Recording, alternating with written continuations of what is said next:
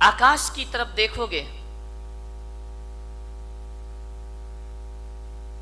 सुबह भी आकाश की लालिमा होती है और सांझ भी आकाश की लालिमा होती है। जब सूरज उगता है तो भी आकाश लाल हो जाता है और जब सूरज डूबता है तो भी आकाश लाल हो जाया करता है। सुबह प्रातःकाल पक्षियों का कलरव सुनाई देता है तो सांझ भी कलरव सुनाई देता है। फर्क कितना होता है कि सुबह की लाली उठाने का काम करती है और शाम की लाली सुलाने का काम किया करती है। और सुबह के पक्षियों का कलरव जो हुआ करता है वह घोंसलों को छोड़कर बाहर निकलने का होता है और शाम का जो कलरव होता है वह घर वापस लौटने का कलरव होता है। ध्यान रखें, सुबह सुबह पक्षी चहचहाते हैं, कलरव करते हैं, आकाश में पंख फैलाते हैं। ऐसा लगता है सुबह सुबह उन्हें देखो कि जैसे बड़े महोत्सव में शामिल होने के लिए जा रहे हो। पक्षियों के जीवन में कितना आनंद है, कितना संगीत है। पक्षियों के जीवन में प्रातःकाल इतना आनंद हुआ करता है। घोंसले से देखता है आकाश में सूरज आया, उषा काल में पंख फैलाकर आकाश में उड़ जाया करता है, मुक्त आकाश का आनंद लिया करता है। कभी देखना जब हवा का झोंका आता है तो एक वृक्ष कितनी मस्ती में झूमा करता है, कितने आनंद में आनंदित हुआ करता है। देखना कभी जिंदगी में विचार करना, नारियल का पेड़ अपनी मस्ती में झूमा करता है और गुलाब का पौधा अपनी मस्ती में झूम। कितना आनंद है इन वृक्षों में, इन पेड़ पौधों में। कभी देखना पहाड़ से गिरते हुए झरने को, उसके पानी में संगीत है, एक गीत है, एक सुर है। बड़े संगीत के साथ पानी झरना बनकर के धरती पर गिरा करता है। बड़ा आनंद है। कल कल निनाद करती नदी को देखना, कितना आनंद है उस नदी में। अपनी मस्ती में रहती है, अपनी मौज में रहा करती है। चिड़िया आनंदित है, पशु पक्षी आनंदित है। एक गाय का बछड़ा जब दौड़ करके रंभाता हुआ मां के पास आता है, इतना आनंद उस बछड़े में हुआ करता है। मान्यवर, मैं आपसे निवेदन करने जा रहा हूं कि पेड़ पौधे आनंदित हैं, नदी आनंदित है, तालाब आनंदित है, झरने आनंदित हैं। कितना आनंद है इस संसार में। सुख ही सुख है मेरे भाई। विचार करिए आप, प्रकृति का कण कण आनंद में जी रहा है। आसमान आनंदित है। जब रात होती है ना तो हजारों सितारों को आसमान लेकर धरती पर अपना सौंदर्य का रूप दिखाया करता है। आकाश में चंद्रमा चमका करता है। ध्यान रखिए, ज्यों ज्यों रात गहरी होती है आकाश का सौंदर्य बढ़ते चला जाता है, बढ़ते चला जाता है। आकाश आनंदित है, धरती आनंदित है, नदियां आनंदित है, पेड़ पौधे आनंद में जी रहे हैं, पशु पक्षियों के जीवन में आनंद है। अफसोस है आदमी के चेहरे पर आनंद दिखाई नहीं दिया। आदमी क्यों निराश है? आदमी क्यों उदास है? आदमी को ऐसा क्या हो गया है? एक चींटी भी जीना चाहती है, एक नासमझ जानवर भी जीना चाहता है, पर आदमी को क्या हो गया? ये मरने के षड्यंत्र रचा करता है, ये मरने की तैयारी किया करता है। आज तक किसी जानवर के मुख से ना सुना होगा कि हे भगवान हमें उठा ले, लेकिन आदमी के मुख से तो कई बार सुना है कि अब इस जिंदगी को जिया नहीं जाता, हे भगवान मुझे इस जीवन से उठा ले, इस जीवन से मुक्ति दे दे। क्या घट जाता है हमारे जीवन में ऐसा? आदमी मृत्यु के षड्यंत्र क्यों रचता है? ये आदमी अपनी ही हत्या करने के लिए तैयार क्यों है? मान्यवर, अपने ही जीवन से लाचार हो गया ये इंसान, अपने आप का दुश्मन बन गया। अभी तो ये सुना था कि दूसरे दुश्मन हुआ करते हैं, हम ही अपनी जिंदगी के दुश्मन खुद बन करके तैयार हो गए हैं। आपने जीवन से अपने आप को खतरा हो गया।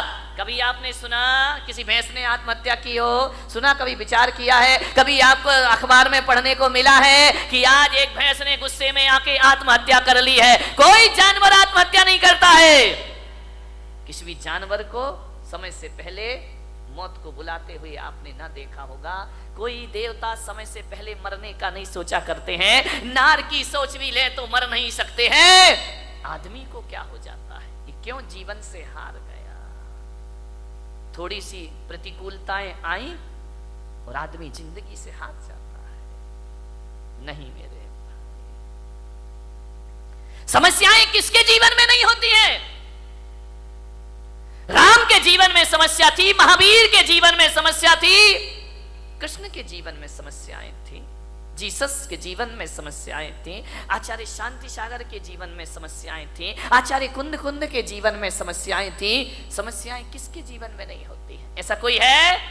समस्याओं से रहित जीवन नहीं होता, ध्यान रखिए। और हकीकत में देखा जाए तो समस्याओं का नाम ही जिंदगी हुआ करता है। आसानी से जिंदगी मिल जाए तो जीने का मजा खत्म हो जाएगा। एक बात बताइए, यदि समस्याएं नहीं हो तो फिर जीने का मजा क्या है? जिंदगी जिंदा दिली का नाम है, मुर्दा दिल क्या खाक जिया करते हैं। ध्यान रखिए, जिंदा दिल बनिए। मान्यवर, दुख इस बात का नहीं है कि आदमी मर जाता है, दुख तो इस बात का है कि जिंदा रहकर भी आदमी जिंदा नहीं रह पाता है। वह मरा मरा सा जीवन जीता है, वह मरे हुए सी जिंदगी जिया करता है। विश्वास पैदा करो अपने आप पर, जिंदगी से हार मत मानिए। जिंदगी मिली है, मालूम है ये मानव का तन मिला है।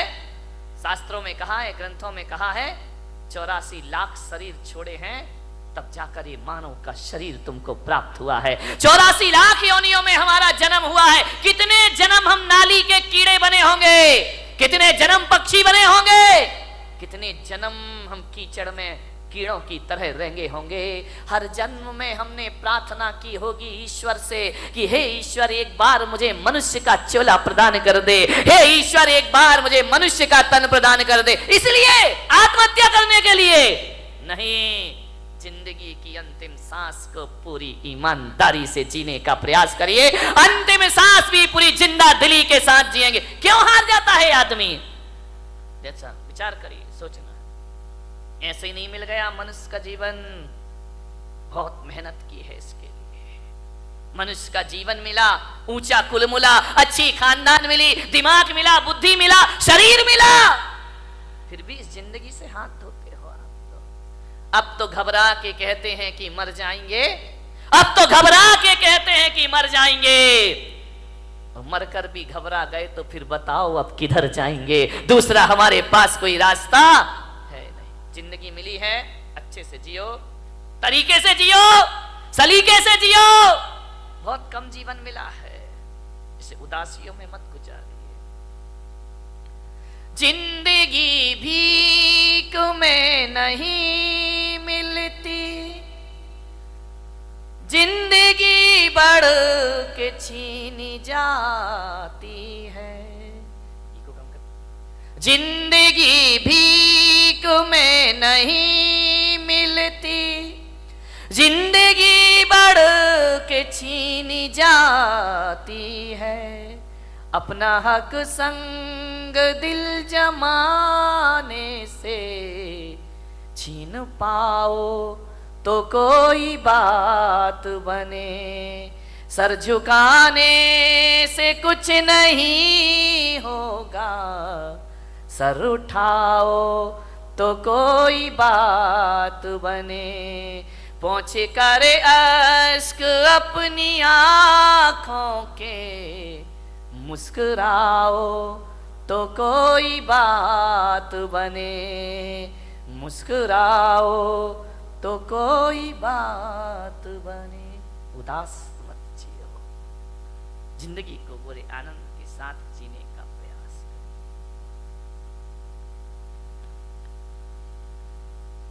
विपत्तियां, संकट, दुख किसके जीवन में नहीं आते? सबके जीवन में आते हैं। मुश्किलें आती हैं, परेशानियां आती हैं, विपरीत वातावरण बनता है, लेकिन जीने की आस मत छोड़िए। जलजले आते हैं, तूफान आते हैं, उड़ीसा में चक्रवात आता है, गुजरात में भूकंप आता है, हजारों लोग बेघरबार हो जाया करते हैं, लेकिन एक बात ध्यान रखो बारामती वालों, इतने बड़े भीषण आंधी तूफान के बाद, भूकंप के बाद भी जो आदमी जिंदा रहता है वो अपना उजड़ा हुआ आशियाना फिर से बना लिया करता है, वो अपना घर फिर से निर्माण कर लेता। क्या हुआ, जिंदगी कितनी बार छीनेगी, फिर बना सकते हैं। अगर हौसले बुलंद हो तो आंधियों में चिराग जला करते हैं। ध्यान रखिए, आज समस्या है बहुत बड़ी। आदमी अपने जीवन का दुश्मन हो गया है, अपनी ही जिंदगी का दुश्मन हो गया है इंसान। शहरों में बड़े बड़े व्यापारी आत्महत्या कर रहे हैं, महानगरों में व्यापारी आत्महत्या कर रहे हैं, गांव में किसान आत्महत्या कर रहा है, घरों में किशोर आत्महत्या कर रहे हैं, महिलाएं आत्महत्या कर रही हैं।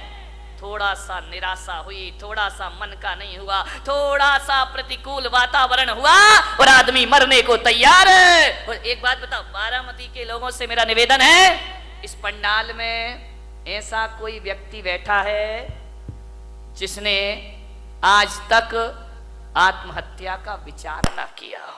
है कोई महान आत्मा? मैं दर्शन करना चाहता हूं।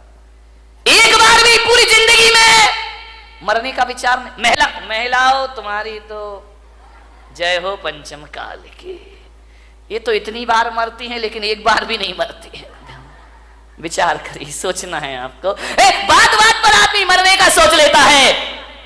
ऐसा कोई नहीं होगा इस दुनिया में जिसने अपने पूरे जीवन में एक बार मरने का ख्याल भी ना लाया हो। मर नहीं सका वो बात अलग है, लेकिन मरने का ख्याल तो सबके भीतर आ जाता है। थोड़ा सा मन का नहीं हुआ, मैं मर। महिलाओं का तो नहीं, यहाँ की महिलाओं की बात नहीं कर रहा हूं। कौन बोला बंबई वालों की कर रहे हो ना? तुम्हारी तो अभी नहीं, आगे जाके विचार करना है आपको। महिलाएं तो हमेशा थोड़े, इनके दो ही हथियार हैं, ध्यान रखना। या मैं मायके चली जाऊंगी या फिर मैं मर जाऊंगी, आत्महत्या कर लूंगी, सुसाइड कर लूं, मैं नहीं जीऊंगी, तंग आ गई जिंदगी से। महिलाओं से मैं बात बात पे आत्महत्या के विचार मत बनाइए, मरने के विचार मत बनाइए। ध्यान रखिए, विचार करिए आप, बहुत अशुभ विचार है। भगवान महावीर कहते हैं कि मरने के विचार भाव हिंसा कहलाया करती है, और भाव हिंसा को द्रव्य हिंसा से भी बड़ा पाप माना जाता है। अरे दैहिक हिंसा उतनी खतरनाक नहीं होती है जितनी वैचारिक। इससे बड़ी क्या हत्या, दूसरों की हत्या करना भगवान महावीर ने पाप कहा है।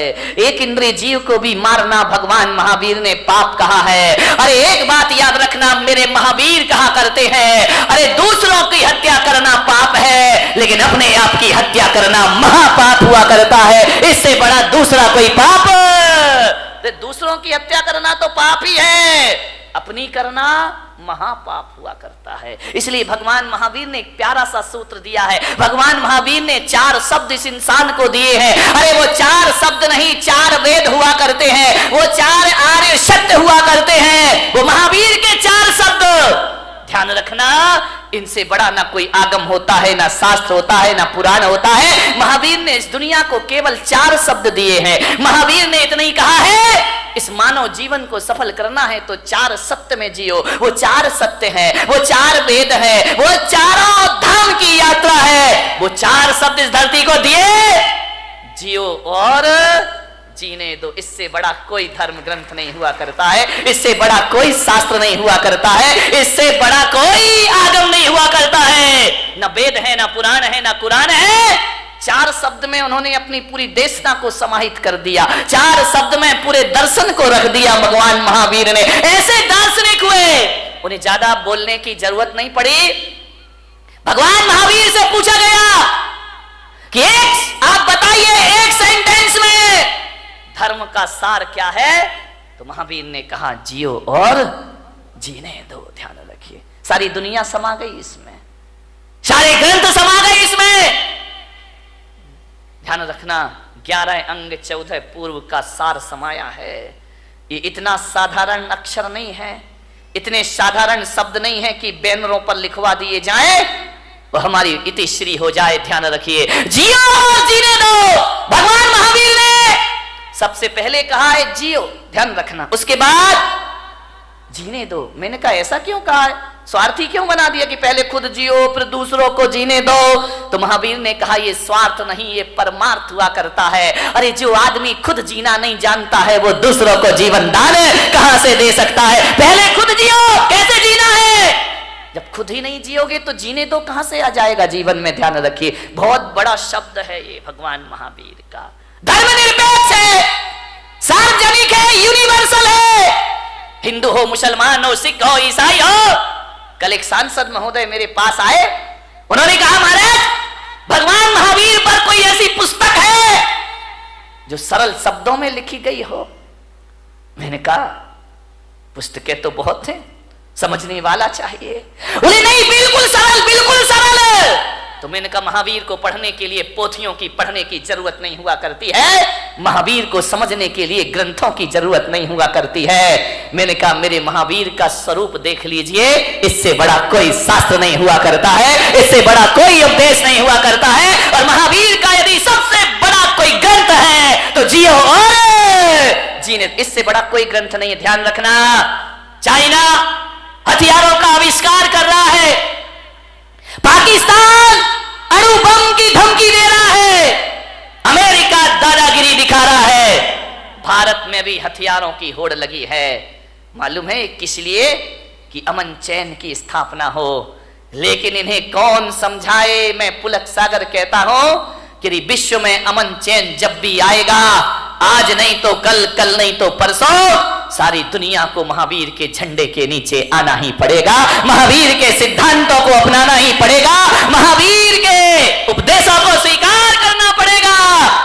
यदि चाइना सोच ले जियो और जीने दो, पाकिस्तान सोच ले जियो और जीने दो, भारत सोच ले जियो और जीने दो, तो क्या करोगे हथियारों का मेरे भाई? क्या करोगे इन शस्त्रों का? क्या करेगा आदमी शक्ति संपन्न होकर के? जियो और जीने दो। जैन कुल में पैदा होके इन शब्द की महिमा नहीं समझ में आई, बहुत बड़ी ताकत है।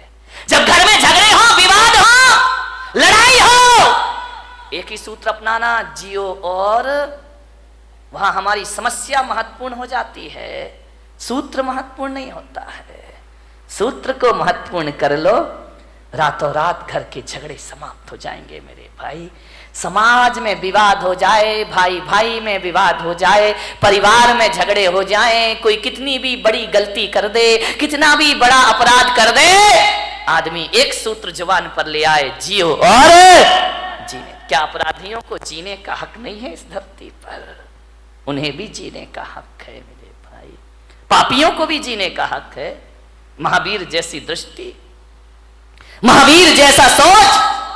और मैं आपसे निवेदन करता हूं कि महावीर के इस देश में, महावीर के इस समाज में, महावीर के इस पंथ में आत्महत्या करना महावीर का सबसे बड़ा अपमान है मेरे भाई। इससे बड़ी कायरता दुनिया में कोई दूसरी नहीं हुआ करती है। आत्महत्या के विचार कभी मत बनाओ, विचार बनाना भी पाप है। मरने के पहले क्यों मर जाते हो? ध्यान रखिए, जिंदगी में जीने की बात ना रखिए। मरने में रखा क्या है? कौन सी बहादुरी मेरे भाई मरने में? कौन सा बड़ा मेहनत करना पड़ता है। दो चार भक्त मेरे पास आए, बोले महाराज हम आपके शिष्य हैं। तो मैंने कहा अच्छी बात है भाई, क्या करें? बोले हम आपके भक्त हैं। तो मैंने कहा ठीक है। बोले आप आदेश करो। मैंने कहा क्या आदेश करूं? बोले जो आप कहोगे वो काम हो जाएगा। मैंने कहा तू मेरा शिष्य बन के क्या करेगा? बोले आपके लिए अपनी जान दे दूंगा, सब कुछ अर्पित है आपके लिए, तन अर्पित है, मन अर्पित है, जीवन अर्पित है। मैंने कहा जीवन नहीं चाहिए मुझे, तन नहीं चाहिए मुझे, मन नहीं चाहिए मुझे। तो बोले महाराज आपको क्या चाहिए? मैंने कहा मैं अपने भक्तों में ऐसे भक्तों को, ऐसे लोगों को मैं अपना भक्त नहीं बनाता हूं जो मेरे लिए जान देने को तैयार है। अरे मेरे लिए मरने को तैयार मत रहो। सच्चा भक्त यदि मुझ पे मर जाएगा तो वो सच्चा भक्त नहीं होगा। अरे महावीर भगवान को मरने वालों की जरूरत नहीं, महावीर भगवान को तो जीने वालों की जरूरत हुआ करती है। धर्म के नाम पर जियो मेरे भाई, धर्म के नाम पर मरो मत। महावीर ने नहीं कहा कि धर्म के नाम पर मरना, महावीर ने तो कहा है धर्म के नाम पर जीना। मरना कोई बहादुरी का काम नहीं है, 2-5 मिनट का काम है। एक फंदा लगाया, आंखें बंद की, 2 मिनट में जिंदगी खत्म। एक बंदूक लगाई, जिंदगी खत्म, गला घोट लिया, जिंदगी खत्म। मरना कौन सी बहादुरी है? मरने में टाइम कितना लगता है? 1 मिनट, 2 मिनट, 5 मिनट। मिट्टी का तेल डाला, आग लगाई, मर गए। ये कोई बहुत बहादुरी का काम नहीं है। मरने में 2 मिनट लगते हैं, मगर जीने में 100 साल की जिंदगी लग जाया करती है मेरे भाई। जीना बहादुरों का काम हुआ करता है, संघर्षों में जूझना बहादुरों का काम हुआ करता है, विपरीत परिस्थितियों में जीना ये बहादुरों का काम हुआ करता है। ध्यान रखिए मान्यवर, मुझे याद आ रहा है वह व्यक्तित्व जिसने कई बार हार मानने के बाद भी जिंदगी से हार नहीं मानी। ध्यान रखिए, इतने जल्दी जिंदगी से हार जाते हो, आत्महत्या कर लेते हो? नहीं मान्यवर, आपसे मेरा निवेदन है, जिन लोगों ने आत्महत्या की है ना, कभी उनकी कब्रों पे जाके पूछना, कभी उनकी चिताओं में जाके पूछना, जो मर गए हैं उनसे पूछना कि बताओ मेरे भाई तुम्हें कैसा लग रहा है। यदि सुन सको और तुम्हारे कान में ताकत होगी तो भीतर से आवाज आएगी कि जो गलती मैंने कर ली है, ऐ भले मानस, ये गलती तू अपनी जिंदगी में दोबारा कभी मत करना। अपनी जिंदगी को पूरी तरह से जीना, भाव हिंसा मत करना, आत्महत्या के भाव मत बनाना। महिलाओं से खास कर निवेदन है, सबसे ज्यादा आत्महत्याएं महिलाएं किया करती हैं, सहन शक्ति से बाहर हो जाता है। आत्महत्या के भाव मत बना।